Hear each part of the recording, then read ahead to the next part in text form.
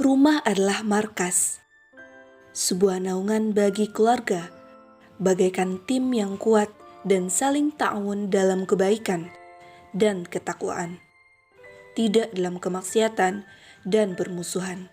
Sehingga dalam situasi apapun, tim ini tidak mudah goyah, walau badai kehidupan menerjang. Markas ini tetap tegak berdiri, semakin mengokohkan pondasi. Di tengah pandemi ini, merupakan kesempatan berharga untuk mengoptimalkan capaian target-target kita selama menjalani kehidupan yang notabene banyak di rumah. Maka, karena itu, jadikan rumah sebagai pertama, markas sakinah mawaddah warahmah. Rumah adalah sentral ketentraman bagi penghuninya. Sakinah ini bisa didapatkan bila relasi seluruh penghuni rumah didasari keimanan dan diatur dengan syariah Islam. Kedua, markas memperbanyak keturunan.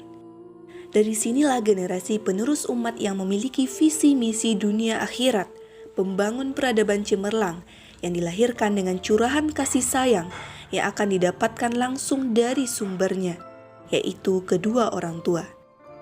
Allah dan Rasul-Nya menyukai keturunan yang banyak dan akan membanggakannya di hadapan para nabi dan rasul kelak di hari kiamat.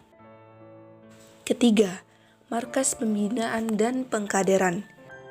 Di rumahlah semua keluarga ditempa keimanannya, diraih ketakwaannya, dan dimiliki kepribadian Islamnya. Rasulullah SAW pun mengawali gerakan perubahannya dari rumah ke rumah dan membina kader-kader dakwahnya dari rumah, yaitu rumah Arqam bin Abi Arqam. Maka rumah-rumah kita hendaknya mampu melahirkan kader-kader dakwah yang kelak menjadi pembela Islam di barisan terdepan. Keempat, markas lahirnya seorang pemimpin. Dari rahim seorang ibu dipertaruhkan kepemimpinan sebuah negara, bahkan kepemimpinan dunia. Dari doa seorang ibu akan lahir imam-imam yang bertakwa, dan itu berawal dari rumahnya.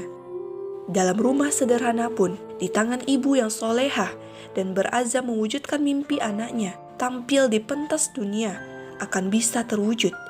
Di dalamnya, menyiapkan diri memegang estafet kepemimpinan demi izul Islam wal muslimin. Kelima, markas dakwah. Rumah yang dijadikan tempat mengawali sebuah revolusi, melakukan perubahan, menyiapkan para pengemban dakwah.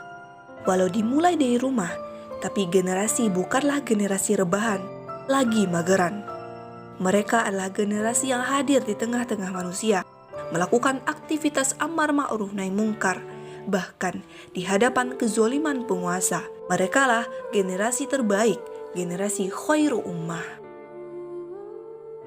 Sungguh, rumah adalah markas bagi banyak hal yang masih panjang deretannya untuk kita jadikan sebagai tempat menapaki jalan-jalan ke surga. Sehingga kita pantas menyebut rumahku adalah surgaku. Baiti jannati.